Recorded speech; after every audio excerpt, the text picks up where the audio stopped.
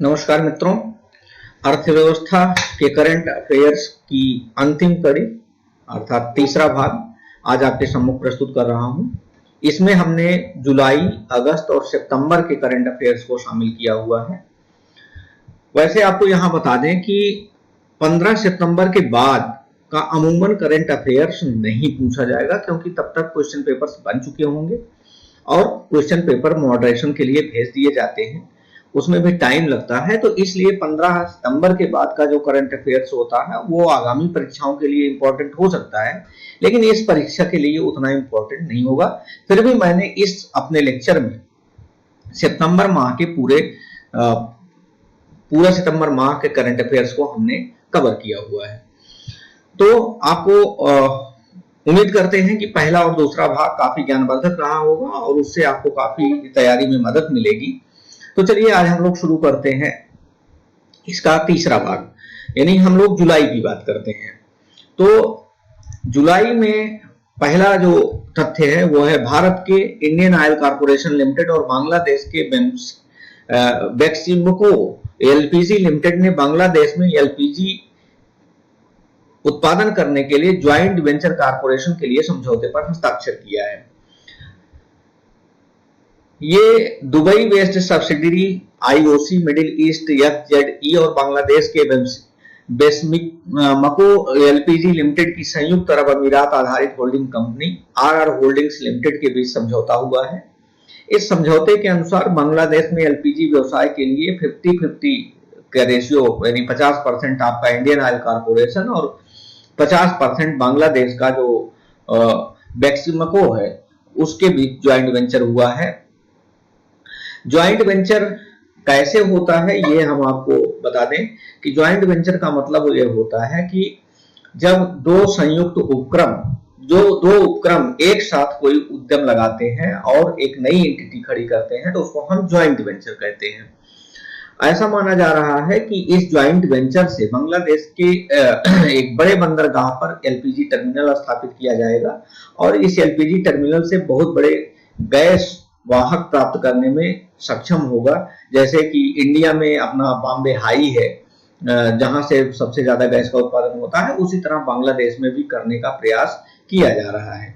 इससे क्या होगा कि आयात लागत में भारी कमी आएगी और बांग्लादेश में एलपीजी जो है वो सस्ती कीमत पर उपलब्ध कराया जा सकेगा। दूसरा तथ्य है पीएमएफएमई योजना। पीएम यानी prime minister formalisation of micro food processing enterprises, ये है योजना को लॉन्च किया गया है। किसके तहत? आत्मनिर्भर भारत अभियान के तहत। यानी आत्मनिर्भर भारत अभियान के तहत prime minister formalisation of micro food processing enterprises PMFME योजना लॉन्च किया गया है। इस योजना को केंद्रीय खाद्य प्रसंस्करण उद्योग मंत्री हरसिमरत कौर बादल ने शुरू किया था। यद्यपि हरसिमरत कौर बादल इस समय केंद्रीय मंत्रिमंडल में नहीं है, उन्होंने इस्तीफा दे दिया है।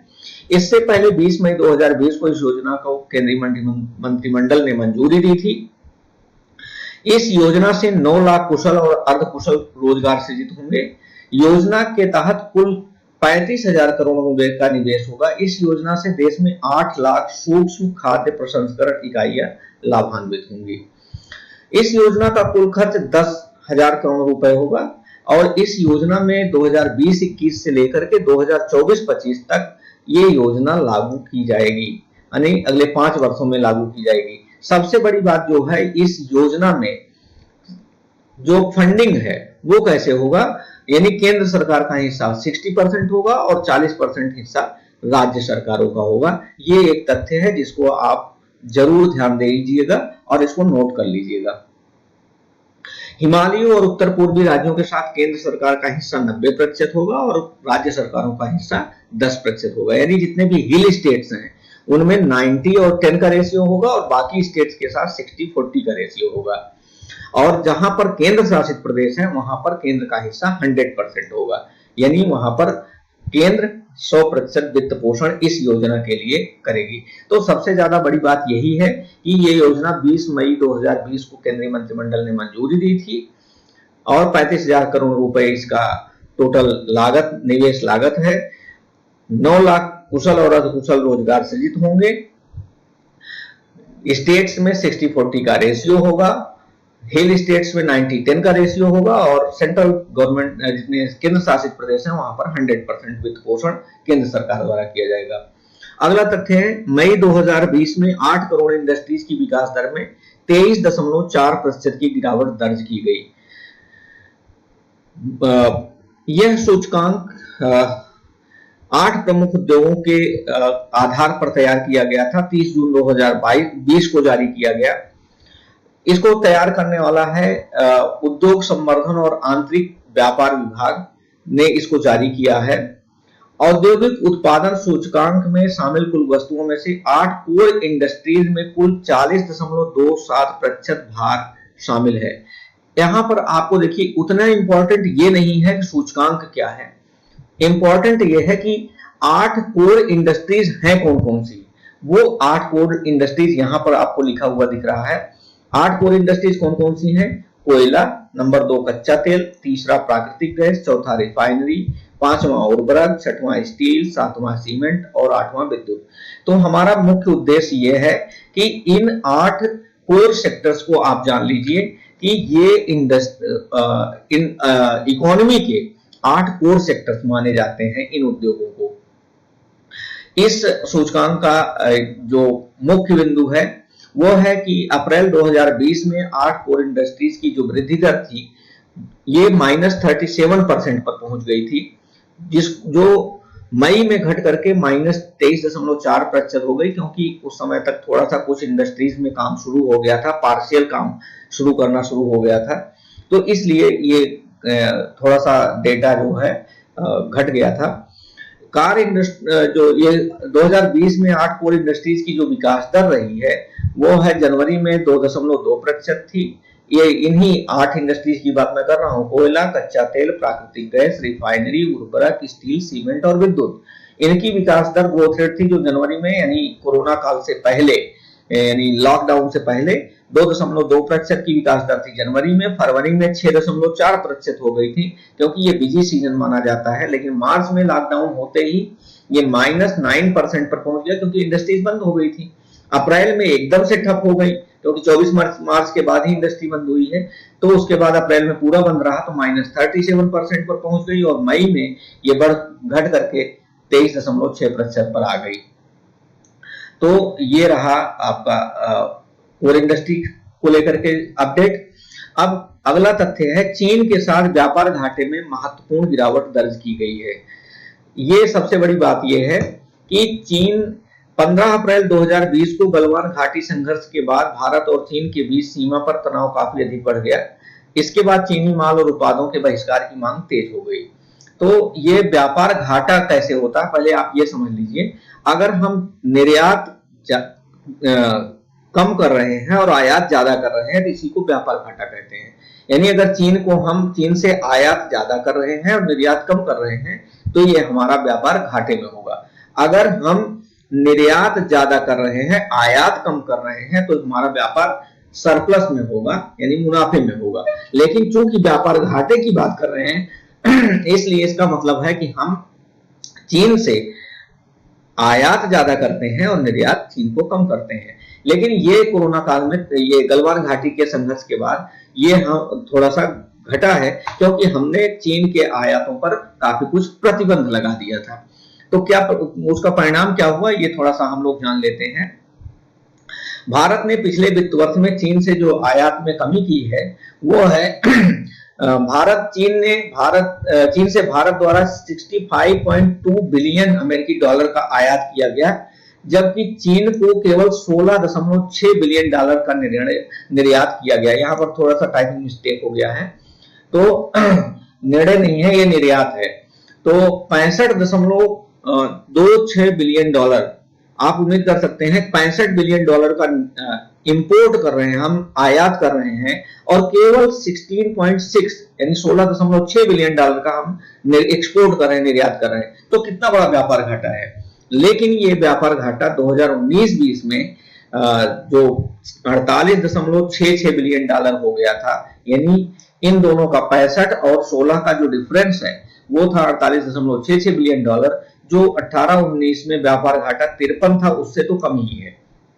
यानी अगर हम 18-19 उसके आपके एक साल पहले की बात करें तो वो 2019-20 में थोड़ा सा कम हो गया था। 2018-19 में निर्यात घाटा जो हमारा था, व्यापार घाटा, वो 53.26 बिलियन डॉलर था।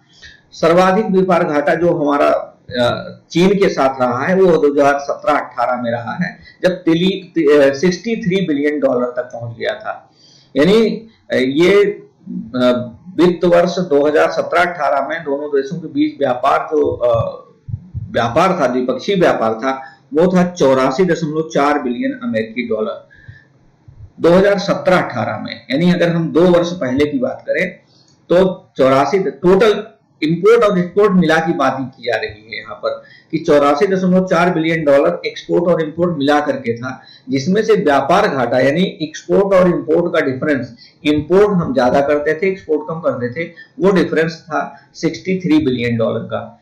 18-19 में ये घट करके हो गया 53 बिलियन डॉलर और 19-20 में ये घट करके आ गया 48.66 बिलियन डॉलर। तो ये थोड़ा सा कमी हो रही है।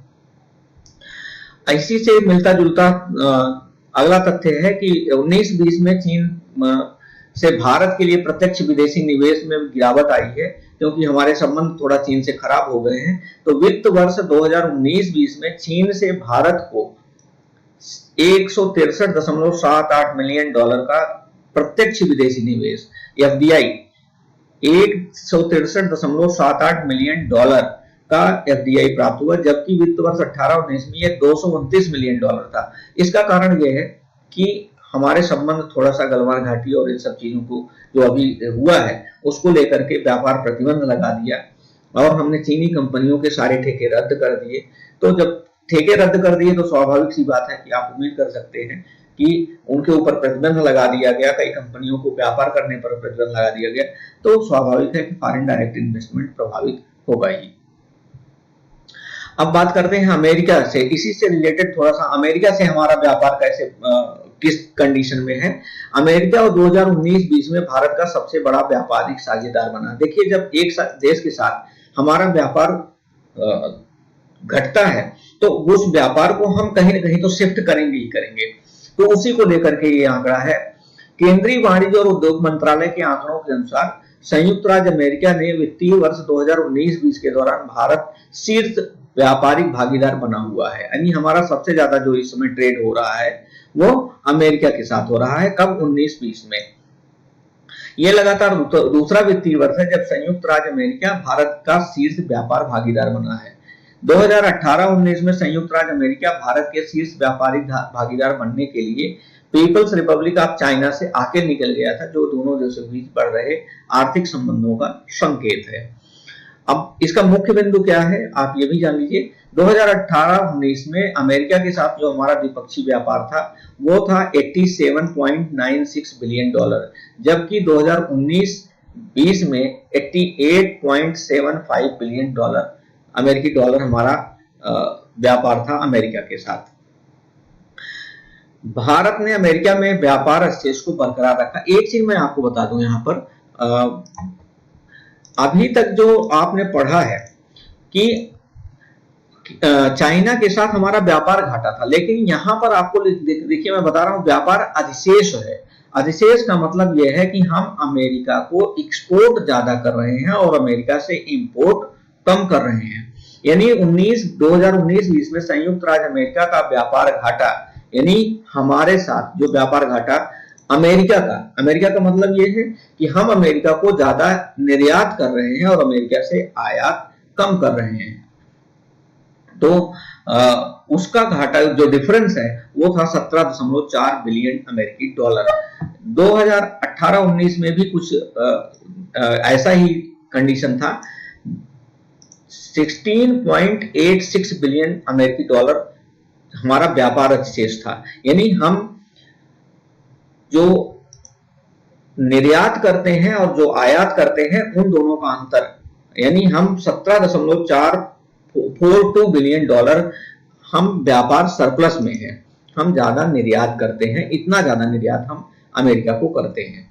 तो चीन के साथ हमारा व्यापार घाटा है, यानी हम चीन को तो निर्यात ज्यादा, आयात ज्यादा करते हैं चीन से, निर्यात कम करते हैं, जबकि अमेरिका को निर्यात ज्यादा करते हैं और अमेरिका से आयात कम करते हैं। चलिए हम अगले तथ्य की बात कर लेते हैं। हिमाचल प्रदेश भारत का पहला राज्य बन गया है जहां हर घर में एलपीजी गैस कनेक्शन है। एलपीजी गैस को लेकर के जो प्रधानमंत्री नरेंद्र मोदी द्वारा निर्धारित लक्ष्य था वो था कि हर घर में प्रधानमंत्री उज्ज्वला योजना के तहत हर घर में गैस कनेक्शन को पहुंचाना था। तो योजना के इस कड़ी में 6 जुलाई 2020 को हिमाचल प्रदेश के मुख्यमंत्री जयराम ठाकुर द्वारा ये घोषणा किया गया कि हिमाचल गृहिणी सुविधा योजना ने राज्य में 100% रसोई गैस कनेक्शन प्राप्त करने में महत्वपूर्ण भूमिका निभाई है। यानी हिमाचल एक ऐसा राज्य बन गया है जो 100% जहां पर घरेलू रसोई गैस का कनेक्शन हो चुका है, और इसमें ये प्रधानमंत्री उज्ज्वला योजना को उन्होंने हिमाचल प्रदेश में नाम दिया था हिमाचल गृहिणी सुविधा योजना। केंद्र सरकार की हिमाचल गृहिणी सुविधा योजना केंद्र सरकार की उज्ज्वला योजना के तहत छूटे हुए परिवारों को एलपीजी गैस कनेक्शन उपलब्ध कराने के लिए हिमाचल गृहिणी सुविधा योजना मई 2018 में शुरू की गई थी। यानी जो लोग कवर नहीं हो पाए थे प्रधानमंत्री उज्ज्वला योजना के तहत, उज्ज्वला योजना के तहत जिन लोगों को कनेक्शन नहीं मिल पाया था उनको हिमाचल गृहिणी सुविधा योजना के तहत गैस कनेक्शन हिमाचल गवर्नमेंट ने प्रदान किया, और हिमाचल इस तरह से 100% रसोई गैस कनेक्शन प्राप्त करने वाला राज्य बन गया। देखिए ये थोड़ा सा तथ्य जो अगला हम बताने चल रहे हैं ये इंपॉर्टेंट है, इसको थोड़ा सा आप लोग ध्यान दे लीजिएगा। आईएएस में ये प्रश्न पूछा जा सकता है, आईएएस के लिए ये थोड़ा ज्यादा इंपॉर्टेंट है। नेपाल निम्न मध्य आय वाला देश बना जबकि श्रीलंका फिसलकर निम्न मध्यम अर्थव्यवस्था श्रेणी में चला गया। पहले तो आप दोनों चीज समझ लीजिए क्या है। हम ये बता दें 2020-21 के विश्व बैंक के देश वर्गीकरण के अनुसार आय के स्तर के आधार पर नेपाल की अर्थव्यवस्था निम्न मध्य की बन गई, और जबकि श्रीलंका की अर्थव्यवस्था जो ऊपरी मध्य इनकम ग्रुप में हुआ करती थी वो फिसल करके निम्न मध्य अर्थव्यवस्था की श्रेणी में चली गई है।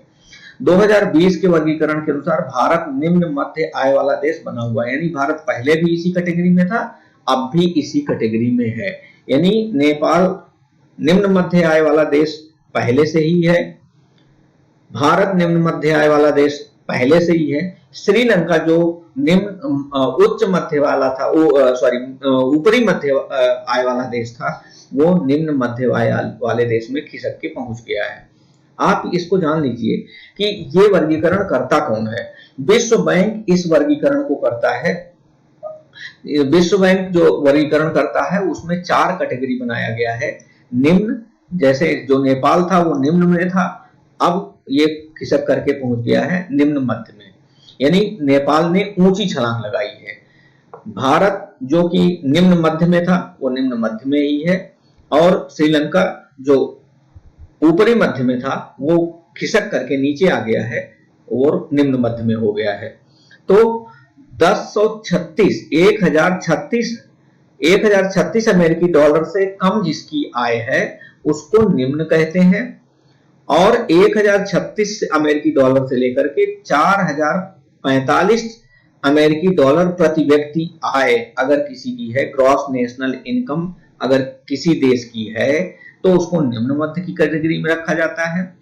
और अगर ग्रॉस नेशनल इनकम 4046 से 12535 अमेरिकी डॉलर है तो उसको ऊपरी मध्य इनकम ग्रुप में रखा जाता है, और अगर 12535 अमेरिकी डॉलर से ऊंची आय है तो उसको उच्च आय वर्ग में रखा जाता है। अमेरिका, ब्रिटेन, जापान, ये सारे देश इसी उच्च आय वर्ग में आते हैं। अब सवाल इस बात का है कि इस कैटेगरी को कैसे किया जाता है। तो 4 कैटेगरी हुई, निम्न, निम्न मध्य, ऊपरी मध्य, उच्च आय, ये 4 कैटेगरी हुआ। इस वर्गीकरण को 1 जुलाई को अपडेट किया जाता है कि कौन किस कैटेगरी में है, और इसको जिस कैटेगरी को अपनाया जाता है वो एटलस पद्धति कहते हैं। उसको जो क्लासिफिकेशन किया जाता है इसको एटलस पद्धति कहते हैं। एटलस पद्धति का उपयोग जो है वो 1993 से किया जा रहा है। इस पद्धति के तहत किसी देश की सकल राष्ट्रीय आय को अमेरिकी डॉलर में कन्वर्ट किया जाता है। अगर किसी देश की, जैसे भारत की इनकम रुपए में है, तो इस रुपए के इनकम को जब हम डॉलर में कन्वर्ट करते हैं कि जो प्रति व्यक्ति आय है वो डॉलर में कितने में होगी, तो उसी को एटलस पद्धति कहते हैं। नेपाल 2 साल पहले 22 मई 2018 को नेपाल सरकार ने घोषणा की थी कि आगामी 10 वर्षों के भीतर एक निम्न मध्य आय वाले देश बनने के लिए प्रयास किया जाएगा। लेकिन आप देखिए 22 मई 2018 को घोषणा हुआ और 2020 में नेपाल 10 वर्ष का टारगेट रखा था कि वो निम्न से निम्न मध्य आय वाले वर्ग में पहुंचेगा, यानी उसकी इनकम जो 1036 अमेरिकी डॉलर प्रति व्यक्ति प्रति वर्ष थी वो से कम थी, वो अब निम्न मध्य आय वर्ग वाले देश में पहुंच गया है इस इनकम ग्रुप के साथ। यानी उसने केवल 2 साल में ही अपने टारगेट को अचीव कर लिया है। तो ये रहा जुलाई का करंट अफेयर्स। अब हम बात करते हैं अर्थव्यवस्था के करंट अफेयर्स यानी अगस्त की। ध्यान रखिए जितनी भी मैं बात आपको बता रहा हूं ये अर्थव्यवस्था से ही रिलेटेड है। आप बिल्कुल कंफ्यूज मत होइएगा, क्योंकि मैं करंट अफेयर्स बाकी खेल, अंतरराष्ट्रीय संबंध या राजनीति या अन्य विषयों पर मैं करंट अफेयर्स आपको नहीं दे रहा हूं। मैं केवल अर्थव्यवस्था से संबंधित करंट अफेयर्स की बात कर रहा हूं अपने इस लेक्चर में। तो चलिए अगस्त में अर्थव्यवस्था का क्या करंट अफेयर्स है मैं उसकी बात कर लेता हूं। फेसबुक ने भारत के लिए मोर टुगेदर अभियान के दूसरे चरण की शुरुआत की। यानी सोशल मीडिया की दिग्गज कंपनी फेसबुक है, उसने मोर टुगेदर अभियान का दूसरा चरण शुरू किया है। यह अभियान है क्या? मोर टुगेदर यह प्रदर्शित करने के लिए कोविड-19 महामारी की स्थिति में देश भर के लोग एक साथ एक मंच पर अपने कनेक्शन की शक्ति का उपयोग कैसे कर सकते हैं, यानी एक दूसरे से आपस में कैसे संबंध बनाए रख सकते हैं और दूसरे से कैसे जुड़े रह सकते हैं। क्योंकि कोविड-19 के दौरान सोशल डिस्टेंसिंग की बात की गई थी, ना तो कोई मिलने जा सकता था, ना तो कोई किसी से मिल सकता था, ना किसी के घर जा सकता था। तो इसीलिए फेसबुक ने एक दूसरे को आपस में जोड़े रखने के लिए इस मोर टुगेदर अभियान की शुरुआत की थी। इसमें किया क्या गया था, कैसे जोड़ा गया था?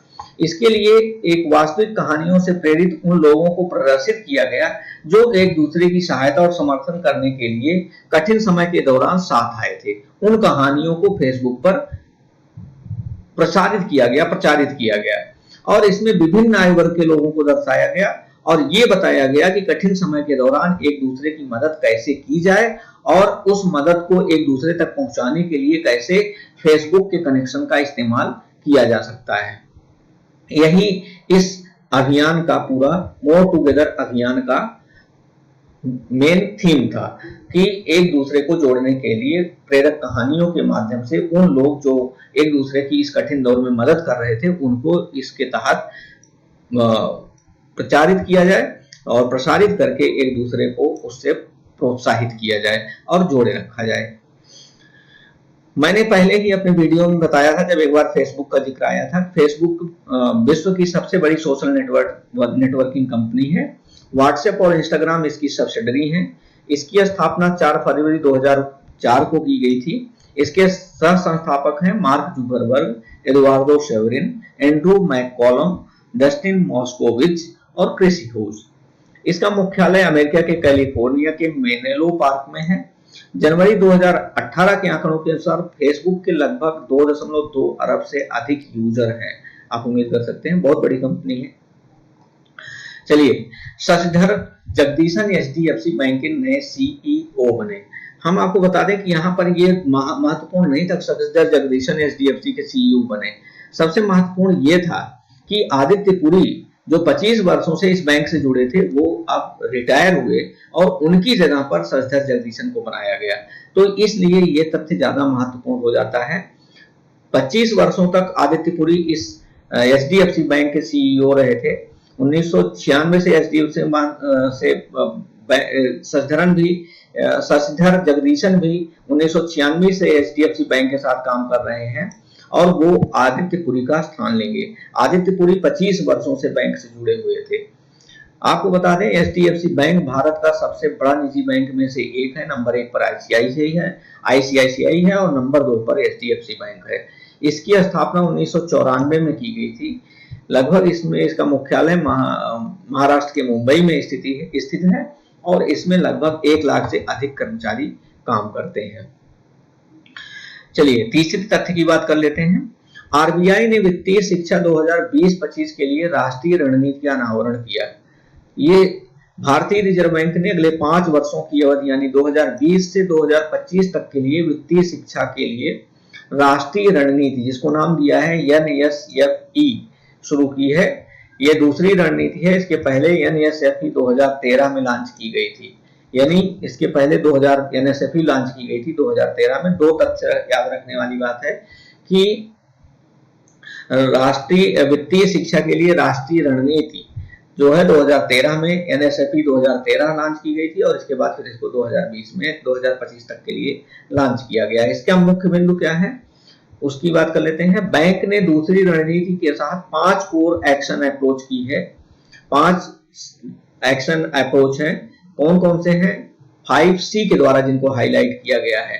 5C उसमें क्या क्या है? Capacity, content, communication, community and collaboration. ये 5C हैं। यही 5 कोर एक्शन अप्रोच हैं। यहां सामग्री स्कूलों में पाठ्यक्रम को संदर्भित करती है। वित्तीय सेवाओं में शामिल मध्यमों में क्षमता विकसित करने के लिए क्षमता शब्द का उपयोग किया गया है, जिसका यहां पर कैपेसिटी है। कंटेंट का मतलब है कि संचार और समुदाय का उपयोग, संचार रणनीति का उपयोग करके वित्तीय साक्षरता के समुदाय के नेतृत्व वाले मॉडल बनाने के लिए कम्युनिटी शब्द का इस्तेमाल किया गया है। और अंत में है कोलैबोरेशन। कोलैबोरेशन सहयोग का उपयोग विभिन्न हितधारकों के बीच साझेदारी और सहयोग बढ़ाने के लिए किया गया है, यानी capacity, content, communication, community and collaboration. इसके बाद हम लोग चौथे तथ्य की बात करें। भारत में कोविड-19 के कारण 41 लाख युवाओं ने नौकरी खोई है। ये रिपोर्ट कह रही है इंटरनेशनल लेबर ऑर्गेनाइजेशन और एशियन डेवलपमेंट बैंक। एक एशियन डेवलपमेंट बैंक और इंटरनेशनल लेबर ऑर्गेनाइजेशन की एक संयुक्त रिपोर्ट प्रकाशित हुई है जिसका नाम दिया गया है tackling covid youth employment crisis in Asia and Pacific. थोड़ा इस रिपोर्ट को याद कर लीजिएगा, महत्वपूर्ण है। Tackling covid youth employment crisis in Asia and Pacific, ILO और ADB की ये संयुक्त रिपोर्ट है। इस रिपोर्ट के अनुसार कोविड-19 संकट के कारण लगभग 41 लाख भारतीय युवाओं को नौकरी से हाथ धोना पड़ा है। मुख्य बिंदु है इस रिपोर्ट के अंतरराष्ट्रीय संगठनों द्वारा संयुक्त रूप से तैयार की गई रिपोर्ट कहती है कि एशिया और प्रशांत क्षेत्र के 13 देशों में लगभग 1 से 1.5 करोड़ युवा अपनी नौकरी खो सकते हैं। यानी इस रिपोर्ट का मेन है कि एशिया प्रशांत क्षेत्र में, एशियन कंट्रीज में के 13 देशों में लगभग 1.5 करोड़ युवा, 1 से 1.5 करोड़ युवा अपनी नौकरी खो सकते हैं। रिपोर्ट की मुख्य बातें हैं। एशिया और प्रशांत क्षेत्र में पाकिस्तान में सबसे ज्यादा नौकरियां जाएंगी। इसके बाद भारत का स्थान है, बड़ा महत्वपूर्ण है, आप ध्यान दीजिएगा। भारत में बेरोजगारी की दर 32.5% हो गई है। ध्यान दीजिएगा, ये जो आंकड़ा है ये ILO और ADB की है। आप इसको सरकारी आंकड़े से टैली मत करिएगा, अन्यथा आप बहुत कंफ्यूज हो जाएंगे और एग्जाम टाइम में आपका कंफ्यूजन बहुत बढ़ जाएगा। ये आंकड़ा एशियन डेवलपमेंट बैंक और इंटरनेशनल लेबर ऑर्गेनाइजेशन का है। इसको भारत सरकार के आंकड़े से टैली बिल्कुल मत करिएगा, दोनों में बाइफरकेशन होता है। भारत सरकार का आंकड़ा देखिएगा तो वो 7 से 8% के आसपास ही है, बीच में ही है, जबकि एशियन डेवलपमेंट बैंक आ रहा है 32.5% हो गई है। तो इसलिए आप इन दोनों आंकड़ों को अलग अलग ही पढ़िएगा। हालांकि इस क्षेत्र में सभी देशों में श्रीलंका को 37.8% की दर से अधिकतम बेरोजगारी का सामना करना पड़ा है।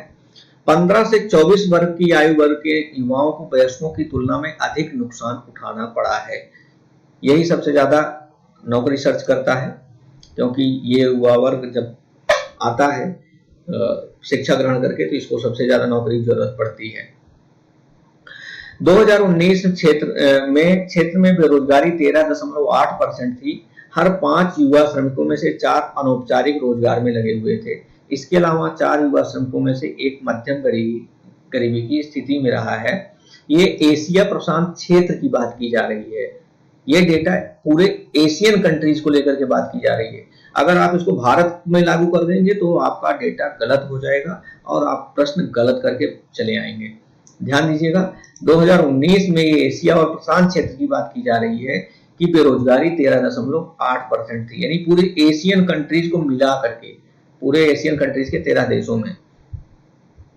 चलिए आगे बात करते हैं। रमेश चंद्र टास्क फोर्स ने गन्ना मूल्य को चीनी दरों से जोड़ने की सिफारिश की। नीति आयोग के सदस्य हैं रमेश चंद्र।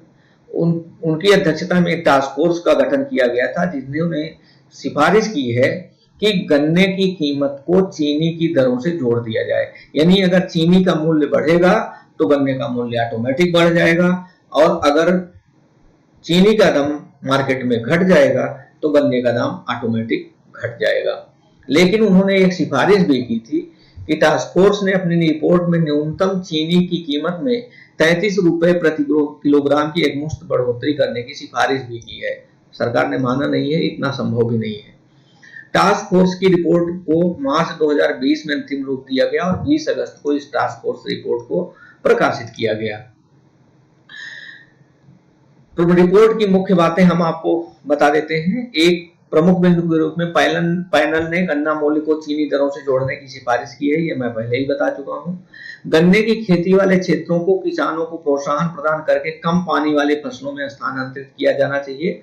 वर्तमान में गन्ने की खेती का क्षेत्र लगभग 3 लाख हेक्टेयर है और इसमें लगभग 20 लाख टन गन्ने की पैदावार होती है। ये एक तथ्य है, इसको आप नोट कर लीजिए। यानी जो गन्ने की खेती होती है पूरे देश में, वो लगभग 3 लाख हेक्टेयर क्षेत्र में गन्ने की खेती होती है और लगभग 20 लाख टन गन्ने का पैदावार होता है। पैनल ने 3 साल की अवधि के लिए चीनी पर 50 रुपए प्रति क्विंटल की दर से उपकर लगाने की सिफारिश की है, जिसे निधि के लिए लगभग 450 करोड़ रुपए जोड़े जा सकते हैं। इस निधि का उपयोग जो 4500 करोड़ रुपए जो जोड़े जा सकते हैं, उसका किसानों की वित्तीय स्थिति को बेहतर करने में इसका उपयोग किया जा सकता है। नीति आयोग के चेयरमैन की नीति आयोग के सदस्य की बात की थी, तो नीति आयोग पर थोड़ा सा मैं आपको रिमाइंडर डाल दूं कि national institute for transforming India या नीति आयोग भारत सरकार का थिंक टैंक है, जिसका गठन 1 जनवरी 2015 को किया गया था। आयोग के जो अध्यक्ष होते हैं वो प्रधानमंत्री होते हैं, पदेन अध्यक्ष, और वर्तमान में इसके वाइस चेयरपर्सन राजीव कुमार जी हैं, और यहाँ पर एक सीईओ भी होते हैं। अगला तथ्य है चुनौती नेक्स्ट जनरेशन स्टार्टअप चैलेंज प्रतियोगिता। ये 8 अगस्त 2020 को भारत सरकार ने फिर टाइपिंग मिस्टेक है, चुनौती है ये, नेक्स्ट जनरेशन स्टार्टअप चैलेंज प्रतियोगिता लॉन्च की। चुनिंदा क्षेत्रों में काम करने वाले लगभग 300 स्टार्टअप की पहचान की जाएगी और उन्हें 25 लाख रुपए तक के सीड फंड उपलब्ध कराए जाएंगे। इस चुनौती स्टार्टअप चैलेंज प्रतियोगिता का मुख्य बिंदु है, इस चुनौती को टियर 2 शहरों पर विशेष ध्यान देने के लिए लॉन्च किया गया है। चुनौती का पूर्ण स्वरूप, चुनौती का जो ये फुल फॉर्म है वो आप जान लीजिए, challenge hunt under NGIS for advance uninhibited technology intervention.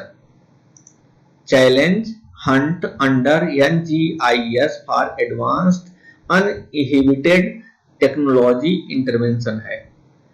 पूर्ण स्वरूप नेक्स्ट जनरेशन इंक्यूबेशन स्कीम है।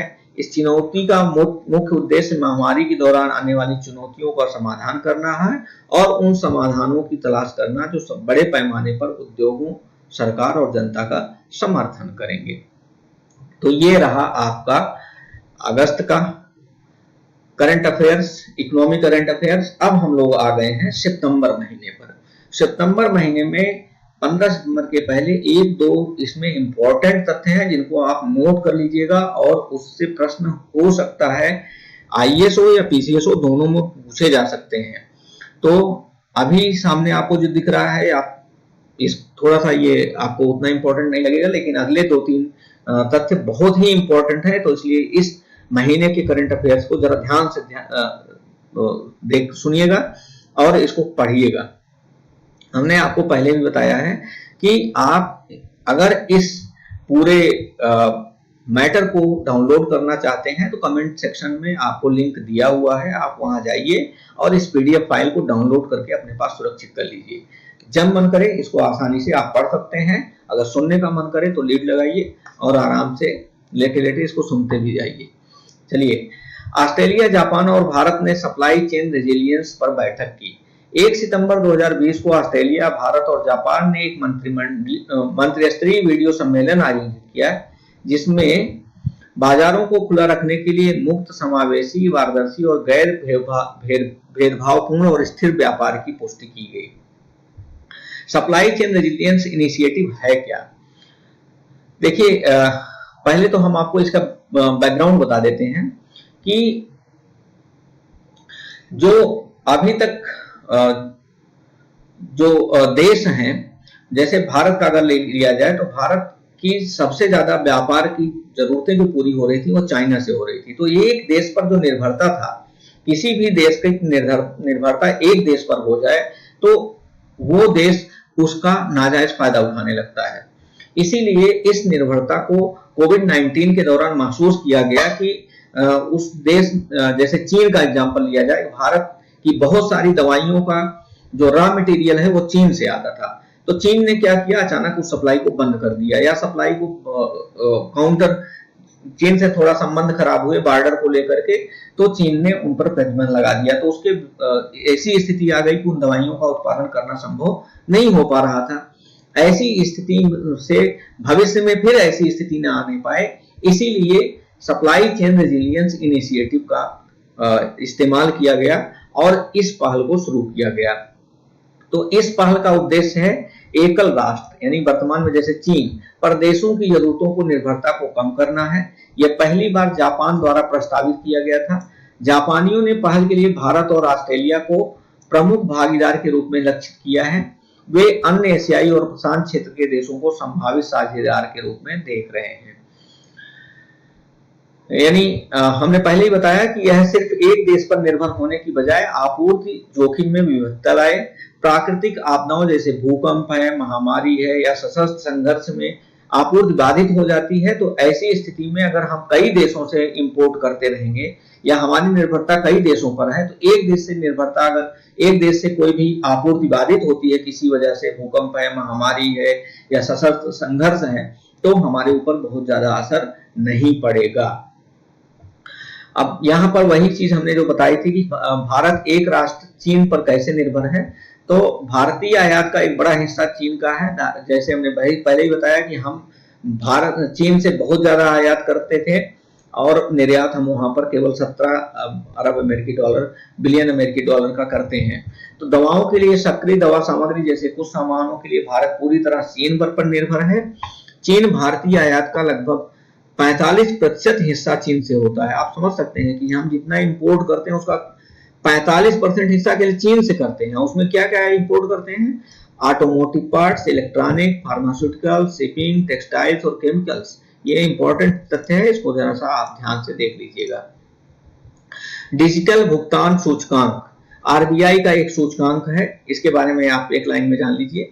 भारतीय रिजर्व बैंक ने 10 सितंबर 2020 को घोषणा की है कि एक डिजिटल पेमेंट्स इंडेक्स लॉन्च किया जाएगा जो भुगतान के डिजिटलीकरण की सीमा का प्रभावी ढंग से आकलन करेगा। इसकी आवश्यकता क्यों पड़ी? भारत में डिजिटल प्रणाली भुगतान तेजी से बढ़ रहा है और डीपीआई के लॉन्च के साथ बैंकों और भुगतान कंपनियों के अपने उपयोगकर्ता आधार को मैप करके करने का अवसर मिलेगा और यह निष्कर्ष निकाल सकते हैं कि कौन सा चैनल उपभोक्ता सबसे ज्यादा यूज कर रहे हैं, जैसे यूपीआई ज्यादा यूज कर रहे हैं, या एटीएम से ज्यादा निकासी यूज कर रहे हैं, या ऑनलाइन ट्रांजैक्शन यूज कर रहे हैं, या मान लीजिए IMPS यूज कर रहे हैं, या NEFT यूज कर रहे हैं, या चेक ज्यादा प्रयोग कर रहे हैं। तो इससे ये पता करने में आसानी रहेगी और उसी आधार पर बैंकों का विस्तार या सेवाओं का विस्तार या कमी की जा सकती है। तो अगला तथ्य है, ये हमने जो अभी आपसे बताया था, ये महत्वपूर्ण तथ्य आ गया। NSO नेशनल सैंपल ऑर्गेनाइजेशन का एक सर्वेक्षण आया है, ये अब आप ध्यान से सुनिएगा और इसको पूरा नोट करते चलिएगा। 7 सितंबर 2020 को राष्ट्रीय सांख्यिकी कार्यालय ने household social consumption education in India as part of 75th round of national sample survey पर अपनी रिपोर्ट जारी की। इंपॉर्टेंट है, नोट कर लीजिएगा, प्रश्न आ सकता है। ये रिपोर्ट 2017 जुलाई 2017 से जून 2018 की अवधि की है, इसलिए इसको भूल मत करिएगा कि ये सितंबर 2020 का करंट अफेयर्स है। आप बिल्कुल मत भूल करिएगा। जुलाई 2017 से लेकर के जून 2018 के बीच में जो सर्वे हुआ था, उसका रिपोर्ट केंद्रीय राष्ट्रीय सांख्यिकी कार्यालय ने जारी कर दिया है। मुख्य बिंदु क्या क्या है? इस सर्वेक्षण के अनुसार केरल में देश में साक्षरता दर सबसे अधिक है।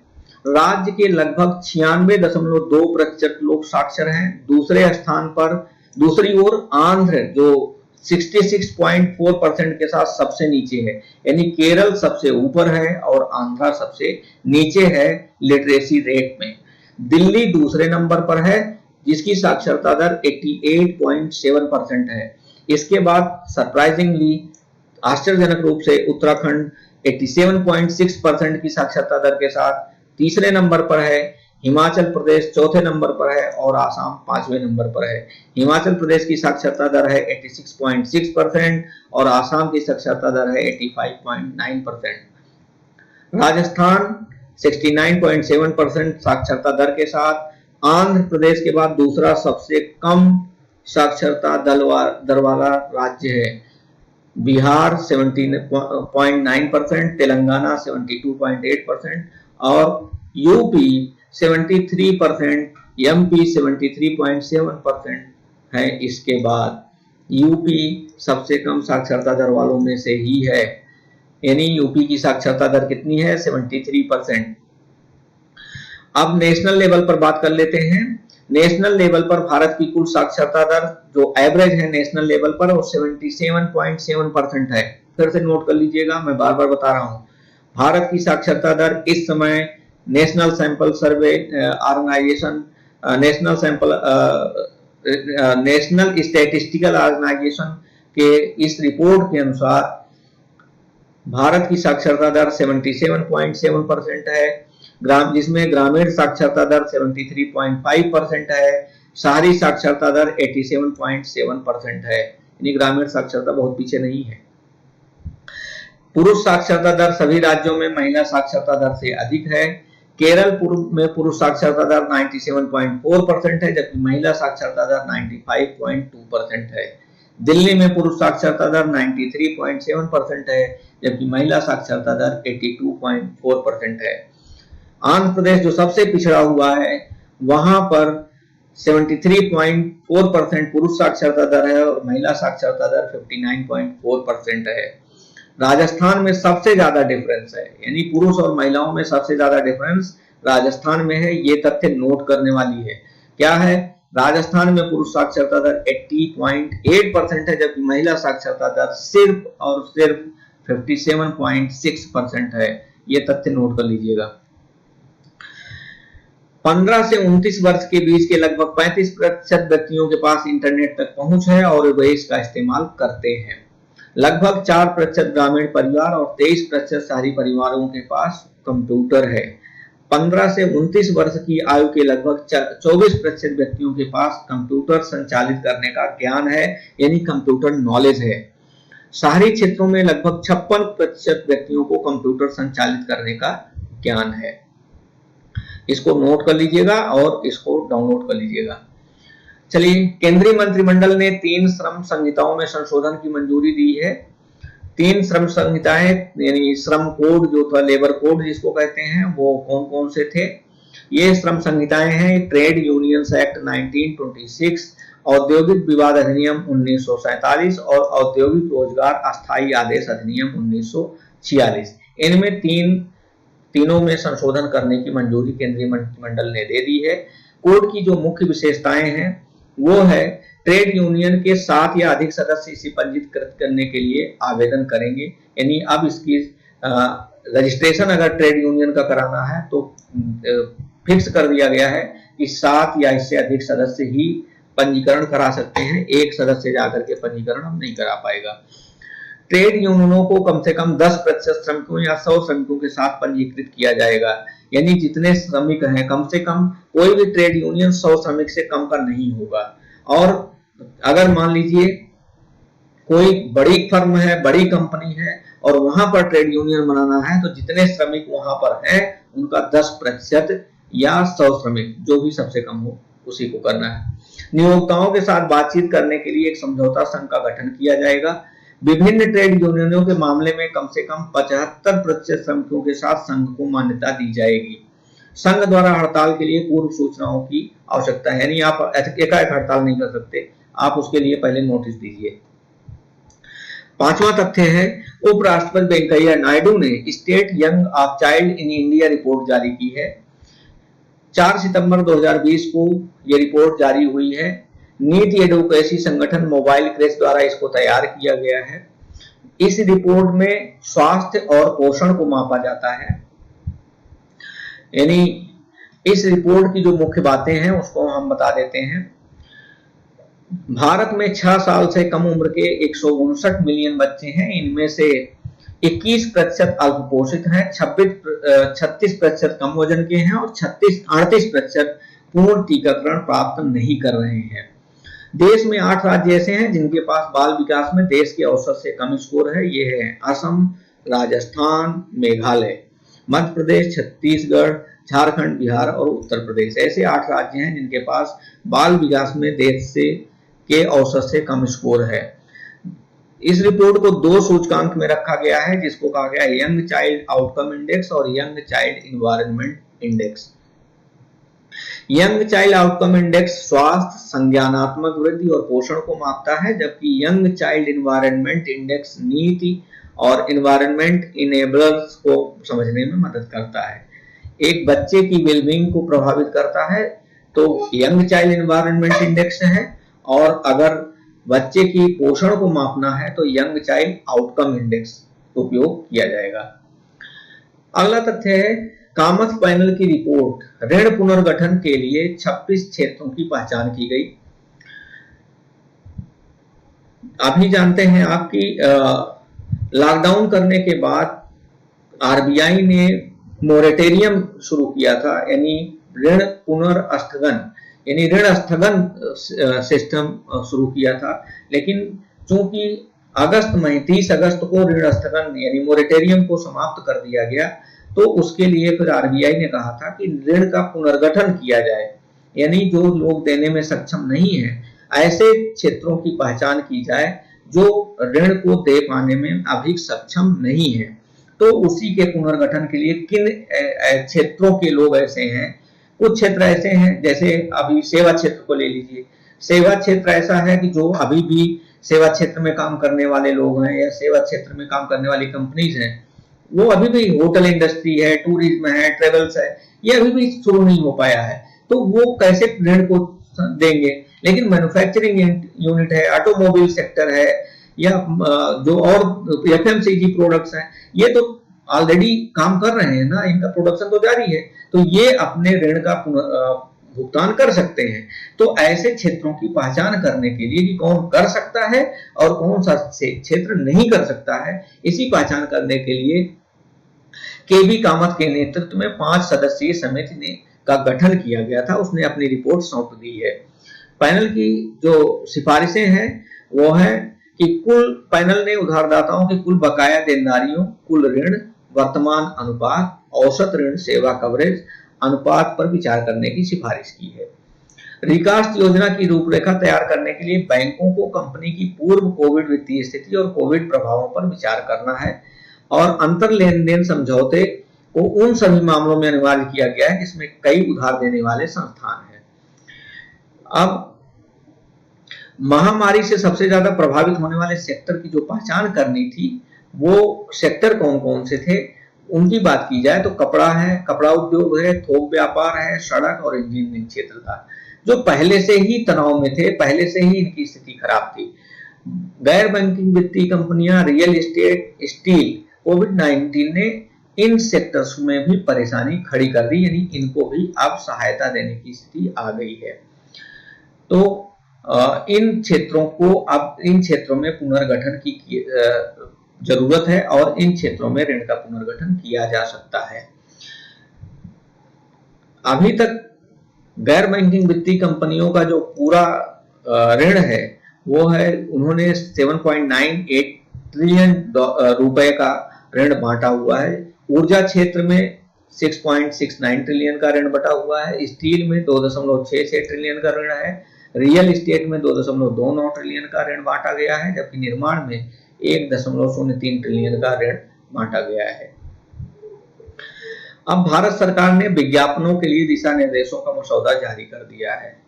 ये उन लोगों के लिए है जो बड़े बड़े स्टार्स हैं और कोई भी किसी भी प्रोडक्ट का एंडोर्समेंट शुरू कर देते हैं और हम आप उनके उस स्टारडम में आकर के और किसी भी प्रोडक्ट को कि इसको सचिन तेंदुलकर ने किया है इसका विज्ञापन तो ये अच्छा होगा, इसको अमिताभ बच्चन ने किया है तो ये अच्छा होगा, और अगर सही मामले में पूछा जाए तो शायद उस प्रोडक्ट का वो खुद उपयोग नहीं करते हैं। तो अब उसी को लेकर के एक दिशा निर्देश जारी किया गया है। वो दिशा निर्देश क्या है, जरा सा इसके बारे में बात कर लेते हैं। ब्लॉग पोस्ट और ट्वीट के माध्यम से मशहूर हस्तियों का एंडोर्समेंट उत्पाद के साथ पर्याप्त जानकारी या अनुभव पर आधारित होना चाहिए। यानी अगर कोई भी बड़ा स्टार है जो अपने ब्लॉग में, पोस्ट में और ट्वीट के माध्यम से किसी प्रोडक्ट को का विज्ञापन कर रहा है, प्रोडक्ट को सपोर्ट कर रहा है, तो पहले वो खुद यूज करके देखे। अगर उसके बारे में उसको जानकारी नहीं है तो इसको गलत माना जाएगा। छोटे फॉन्ट आकार के विज्ञापनों में डिस्क्लेमर को व्यापक विज्ञापन माना जाएगा। जो बहुत छोटा लिखा जाता था ना, उपभोक्ता बहुत छोटे छोटे में लिख दिया जाता था सावधानी, तो वो उसको भ्रामक विज्ञापन माना जाएगा और इसके लिए उस दंड का प्रावधान किया गया है। वेब जो भी लिखा जाएगा वो आसानी से दिखने चाहिए और विज्ञापन के दावों के समान ही फॉन्ट भाषा और भाषा में होना चाहिए। यानी जितना बड़ा आपका मूल विज्ञापन है उतने बड़े में भी डिस्क्लेमर लिखना पड़ेगा। जैसे अगर सिगरेट के लिए लिखना है तो स्वास्थ्य के लिए हानिकारक है, बहुत छोटा छोटा महीन सा लिखा होता है जहां आप देख नहीं सकते। या नियम व शर्तें लागू जो लिखा जाता था, बहुत छोटा छोटा इतना लिखा होता था जिसको आप देख ही नहीं सकते थे। लेकिन अब ऐसा कहा गया है कि ये नियम और शर्तें जो भी लागू लिखा जाएगा या जो नियम शर्तें हैं बहुत छोटा छोटा नहीं लिखा जाएगा, उतने ही बड़े फॉन्ट में लिखा जाएगा जितने बड़े फॉन्ट में आपका मूल विज्ञापन है। यदि विज्ञापन का अस्वीकरण डिस्क्लेमर वॉइस ओवर के माध्यम से प्रस्तुत किया जा रहा है, जैसे वॉइस ओवर इसको कहते हैं, जैसे हमने आपको ये सामने मैं दिखा रहा हूं और मैं बैकग्राउंड में बोल रहा हूं, इसी को वॉइस ओवर कहते हैं। तो यदि विज्ञापन का डिस्क्लेमर वॉइस ओवर के माध्यम से प्रस्तुत किया जा रहा है तो वॉइस ओवर को इसके साथ सिंक में प्रदर्शित किया जाना चाहिए।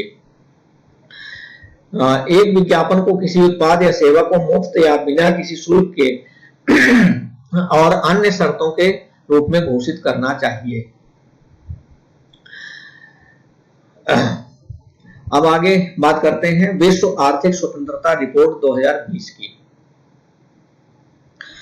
हाल ही में ग्लोबल इकोनॉमिक फ्रीडम इंडेक्स 2020 की रिपोर्ट में भारत 26 स्थान की गिरावट के साथ 105वें स्थान पर पहुंच गया। पिछले वर्ष भारत 79 पोजीशन पर था। Global freedom index, economic freedom index में भारत 26 स्थान नीचे खिसक गया है। 79 पोजीशन से अब घट करके 105 में पहुंच गया है। ग्लोबल इकोनॉमिक फ्रीडम इंडेक्स जो जारी किया जाता है, ये हेरिटेज फाउंडेशन और वॉल स्ट्रीट जर्नल द्वारा 1995 में पहली बार बनाया गया एक वार्षिक सूचकांक है। जिसमें दुनिया भर के देशों में इकोनॉमिक फ्रीडम का अनुमान लगाया जाता है कि किसी भी देश में कितनी आर्थिक स्वतंत्रता है। यह रैंकिंग देशों को आर्थिक स्वतंत्रता के पैमाने पर 0 से 100 के बीच में स्कोर देता है, जहां 0 का अर्थ है कि आर्थिक स्वतंत्रता एकदम नहीं है और 100 का अर्थ होता है कि वहां पर पूर्ण आर्थिक स्वतंत्रता है। इस वर्ष सिंगापुर एशिया प्रशांत क्षेत्र में 42 अन्य देशों के बीच सबसे स्वतंत्र अर्थव्यवस्था में पहले स्थान पर है और हांगकांग दूसरे स्थान पर रहा है। सबसे दिलचस्प बात है चीन भारत से भी नीचे पर है, यानी भारत का स्थान आपने देखा 105वां है, तो चीन का स्थान उसके बाद है, 105वें स्थान के भी बाद में है।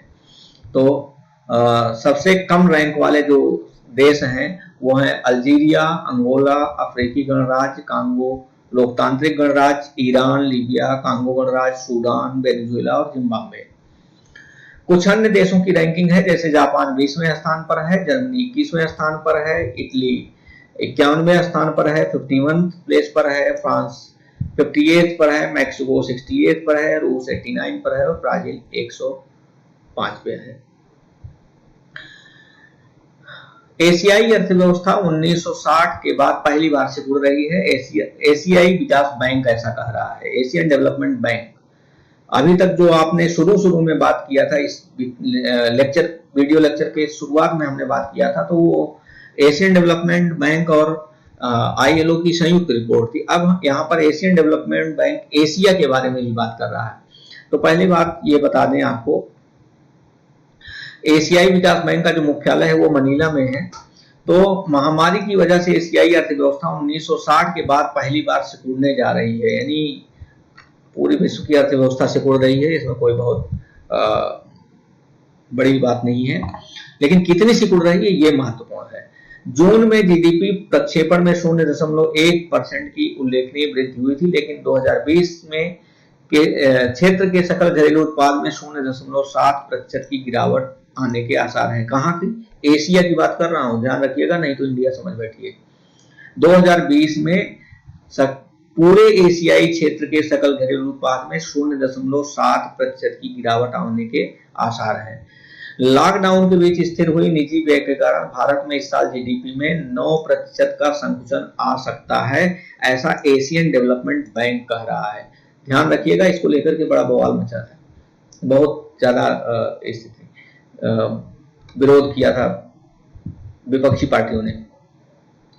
फिलीपींस और थाईलैंड की जीडीपी में भी संकुचन होगा। चीन अपने सफल सार्वजनिक स्वास्थ्य उपायों के साथ जीडीपी की गिरावट की समस्या से निपट लेगा, ऐसा कहा गया है इस रिपोर्ट में। एशियाई विकास बैंक का कार्य क्या है? एशियाई विकास बैंक 1966 में स्थापित किया गया क्षेत्रीय विकास बैंक है। इसका मुख्यालय फिलीपींस के मनीला में है। भारत एशियाई विकास बैंक की स्थापना से ही इसका सदस्य है और यह समावेशी आर्थिक विकास, पर्यावरण की दृष्टि से स्थायी विकास और क्षेत्रीय एकीकरण की प्रक्रिया के माध्यम से एशिया और प्रशांत क्षेत्र में गरीबी को कम करने के लिए कार्य करता है। यानी एशियन डेवलपमेंट बैंक के लिए 3 फैक्ट्स हैं, वो फैक्ट्स आप जान लीजिए कि 66 में स्थापना हुई थी, 66 में स्थापना हुई थी, फिलीपींस के मनीला में इसका मुख्यालय है और भारत स्थापना के समय से ही इसका सदस्य है। बस इतना ही याद रखिए। चलिए, भारत सरकार ने MSME क्षेत्र को पुनर्जीवित करने के लिए 5 टास्क फोर्स का गठन किया गया है। अरे वाह, 5 टास्क फोर्स का गठन किया गया है। कौन कौन से टास्क फोर्स हैं? चलिए उन लोगों की बात कर लेते हैं। तो पहला टास्क फोर्स जो बनाया गया है उसमें एक उद्योग इंडस्ट्री 4 है, जिसमें वर्चुअल रियलिटी, 3D जैसे तत्व शामिल हैं। यह टास्क फोर्स भारत को उद्योग 4 का वैश्विक नेता बनाने के लिए काम करेगा। एक टास्क फोर्स 1 है, यानी भारत को इंडस्ट्री 4 का स्टेज बनाने के लिए, यानी वर्ल्ड लीडर बनाने में काम करेगा। दूसरी टास्क फोर्स जो गठित की गई है वो एक्सपोर्ट प्रमोशन और इंपोर्ट सब्स्टिट्यूशन की बात कर रहा है। निर्यात संवर्धन और आयात निम्नीकरण पर बनाया गया है, यानी एक्सपोर्ट को प्रमोट करेगा और इंपोर्ट को घटाएगा। तीसरी टास्क फोर्स जो बनाई गई है वो री इंजीनियरिंग पर केंद्रित है। यह मौजूदा क्लस्टर योजनाओं में क्षैतिज और लंबवत रूप से किया जाता है। सूक्ष्म स्तर के उद्यमों और जमीनी स्तर के उद्योगों की सहायता करेगा। तीसरी टास्क फोर्स। चौथी टास्क फोर्स जो बनाई गई है वो प्रौद्योगिकी केंद्रों को एकीकृत करने के लिए बनाई गई है, यानी इंटीग्रेशन फॉर इंडस्ट्रियल सेंटर्स। पांचवा टास्क फोर्स जो बनाया गया है वो लीन और जेड, जिसको zero defect and zero effect कहते हैं, लीन और जेड को zero defect and zero effect जैसी कई आधुनिकीकरण योजनाओं पर कार्य करेगी। ये पांचवा टास्क फोर्स है। बौद्धिक संपदा अधिकारों और डिजाइन से संबंधित उन योजनाओं पर भी काम करेगा, यानी इंटेलेक्चुअल प्रॉपर्टी राइट को कैसे सुरक्षित किया जाए और सबसे ज्यादा डिजाइन से संबंधित कैसे पेटेंट हासिल किया जाए, इस पर भी पांचवा टास्क फोर्स काम करेगा। तो कुल मिलाकर के 5 टास्क फोर्स बनाए गए। तो अभी तक और टास्क फोर्स जो कौन कौन से बनाए गए थे उनकी बात जो मैं बता देता हूं। तो 3 और टास्क फोर्स बनाए गए थे। अगस्त 2020 में कोविड-19 वैक्सीन योजना के सभी पहलुओं की देखरेख के लिए नीति आयोग के डॉक्टर BK पॉल के नेतृत्व में एक टास्क फोर्स का गठन किया गया था। इस टास्क फोर्स का जो काम है, मेन काम है, वो है टास्क वैक्सीन की पहचान करना, खरीद, वितरण और प्रशासन के हर पहलू पर काम करेगी। दूसरा टास्क फोर्स एक और बनाया गया था जून 2020 में, जिसको जया जेटली टास्क फोर्स दिया गया था, जया जेटली के नेतृत्व में बनाया गया था। जन्म के समय लिंग अनुपात इसका कार्य है। जन्म के समय लिंग अनुपात, शिशु मृत्यु दर, मातृ मृत्यु दर और बाल लिंग अनुपात से संबंधित मुद्दों का मूल्यांकन करने के लिए इस टास्क फोर्स का गठन किया गया है। महिला बाल विकास मंत्रालय द्वारा इस टास्क फोर्स का गठन किया गया था जया जेटली के नेतृत्व में। मार्च 2020 में विज्ञान और प्रौद्योगिकी विभाग ने कोविड-19 पर स्टार्टअप्स द्वारा प्रौद्योगिकियों को मैप करने के लिए एक टास्क फोर्स का गठन किया था। तो आप इसको भी ध्यान में रखिएगा। ये 3 ऐसे टास्क फोर्स हैं जो MSME के अलावा जो 5 टास्क फोर्स गठित किए गए हैं, उनके अलावा ये गठित किए गए थे। उनका भी मैंने यहाँ पर जिक्र कर दिया, एक बार आपको रिमाइंड कर दिया कि अलग से आपको ढूंढना ना पड़े। चलिए, केंद्र सरकार ने रक्षा क्षेत्र में प्रत्यक्ष विदेशी निवेश नीति में संशोधन को मंजूरी दे दी है, यानी जो अभी तक 74% का प्रत्यक्ष विदेशी निवेश होता था वो अब उसको मंजूरी दे दी गई है। तो अब इसके पृष्ठभूमि क्या है कि भारत सरकार ने अब तक रक्षा क्षेत्र में 100% विदेशी निवेश की अनुमति दे दी है। 74% था, अब उसको 100% कर दिया गया है। लेकिन स्वचालित मार्ग के तहत केवल 49% की अनुमति दी गई है और 49% से अधिक की FDI के लिए सरकार से मंजूरी लेना पड़ेगा। यानी अगर ऑटोमेटिक रूट पर आप आ रहे हैं तो आप 49% फॉरेन डायरेक्ट इन्वेस्टमेंट कर सकते हैं, और इससे ज्यादा अगर आपको investment, foreign direct investment defence sector में करना है तो आपको सरकार की मंजूरी की जरूरत पड़ेगी। यहां पर याद रखने योग्य तथ्य यह है कि रक्षा बजट आवंटित करने के मामले में भारत दुनिया का तीसरा सबसे बड़ा देश है। रक्षा बजट सबसे ज्यादा भारत का है, तीसरा देश है। भारत दुनिया का दूसरा सबसे बड़ा सशस्त्र बल है। OFB दुनिया में सरकार द्वारा संचालित सबसे बड़ा उत्पादन संगठन है।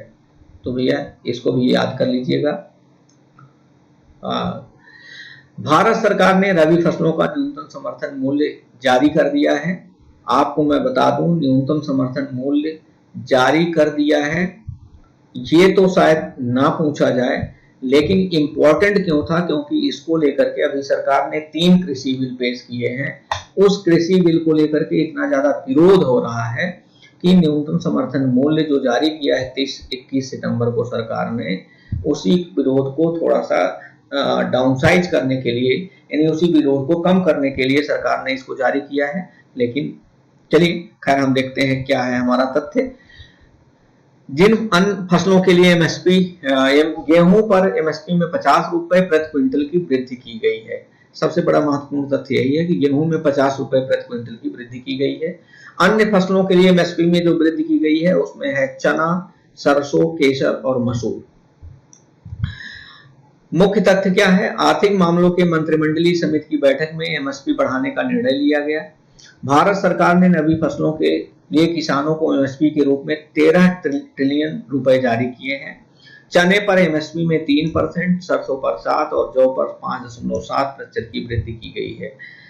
सबसे बड़ी बात तो ये है कि एमएसपी जारी क्यों बढ़ाया क्यों गया है, तो हमने आपको कहा कि 2 कृषि बिल हैं, किसान उत्पादन व्यापार और वाणिज्य संवर्धन और सुविधा विधेयक 2020 और किसान सशक्तिकरण और संरक्षण समझौता मूल्य आश्वासन और कृषि सेवा विधेयक 2020 के कारण पंजाब, हरियाणा, आंध्र बहुत जगहों पर बहुत जबरदस्त विरोध हो रहा है। इसी विरोध को कम करने के लिए सरकार ने एमएसपी बढ़ाया है। न्यूनतम समर्थन मूल्य है क्या? भारत सरकार न्यूनतम समर्थन मूल्य कृषि उत्पाद मूल्य है जो किसान से सीधे खरीदने के लिए भारत सरकार द्वारा निर्धारित किया जाता है। यह दर किसान के लिए एक सुरक्षा कवच का काम करती है, क्योंकि यह बाजार की स्थितियों के बावजूद फसल के लिए न्यूनतम लाभ प्रदान करता है। भारत में यह तथ्य महत्वपूर्ण है। भारत में 2006 में एमएस स्वामीनाथन के तहत गठित एक समिति ने सिफारिश की थी कि एमएसपी उत्पादन लागत से कम 50% अधिक होना चाहिए। तो सवाल है कि इस उत्पादन लागत को निर्धारित कौन करता है? यही बात हम आपको अगले पैराग्राफ में बता रहे हैं। एमएसपी कृषि लागत और मूल्य आयोग की सिफारिशों पर तय होता है। एक फैक्ट है, याद रख लीजिएगा। एमएसपी कृषि लागत और मूल्य आयोग की सिफारिशों पर तय होता है। किसानों द्वारा अपनी उपज बेचने में आने वाली बाधाओं के ऑन स्पॉट मूल्यांकन के लिए आयोग, कृषि लागत और मूल्य आयोग, राज्यों का दौरा करने के बाद कीमतों की सिफारिश करता है। सरकार सिफारिशों के आधार पर मूल्य तय करती है और राज्य सरकारों और विभिन्न अन्य संबंधित मंत्रालयों को प्रसारित करती है। एक तथ्य है, भारत खाद्य निगम फसलों की खरीद करने वाली नोडल एजेंसी है। ये जिसको लेकर के आजकल बड़ी चर्चा है, तो इसलिए हमने इसमें एक लाइन डाल दिया है। विश्व बैंक मानव पूंजी सूचकांक थोड़ा सा एक महत्वपूर्ण तथ्य है, इसको थोड़ा नोट कर लीजिएगा। 17 सितंबर 2020 को विश्व बैंक ने वार्षिक मानव पूंजी सूचकांक जारी किया। भारत ने वार्षिक मानव पूंजी सूचकांक में 116वां स्थान प्राप्त किया है। सूचकांक पूरी दुनिया में मानव पूंजी के प्रमुख घटकों को मापता है। 2018 में भारत का स्कोर 0.4 था, जबकि 2020 में यह बढ़कर के 0.49 हो गया है।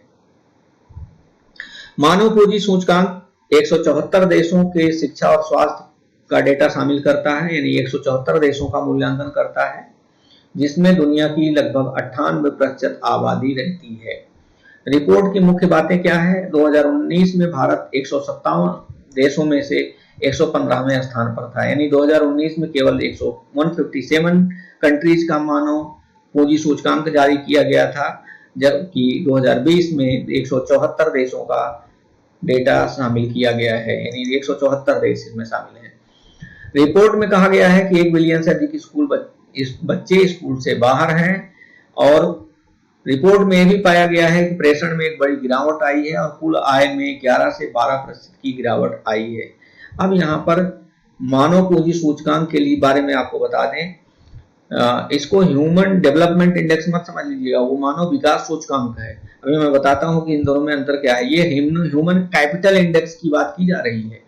ह्यूमन कैपिटल इंडेक्स में 3 आधार लिए जाते हैं, 3 आधार स्तंभ लिए जाते हैं, 3 बेस लिए जाते हैं, जिसमें उत्तरजीविता, जिसको लॉन्गेविटी इंग्लिश में कहते हैं, यानी जीवन प्रत्याशा, स्कूल और स्वास्थ्य, स्कूलिंग एंड हेल्थ, स्कूल, स्वास्थ्य और उत्तरजीविता, लॉन्गेविटी यानी जीवन प्रत्याशा, स्कूल और हेल्थ, 3 में इसकी गणना की जाती है।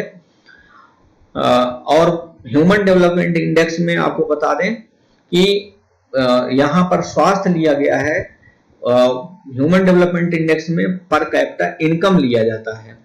और यहाँ पर एक और बड़ी महत्वपूर्ण बात है, मानव पूंजी सूचकांक विश्व बैंक द्वारा जारी किया जाता है, जबकि मानव विकास सूचकांक संयुक्त राष्ट्र विकास कार्यक्रम यानी यूएनडीपी द्वारा जारी किया जाता है।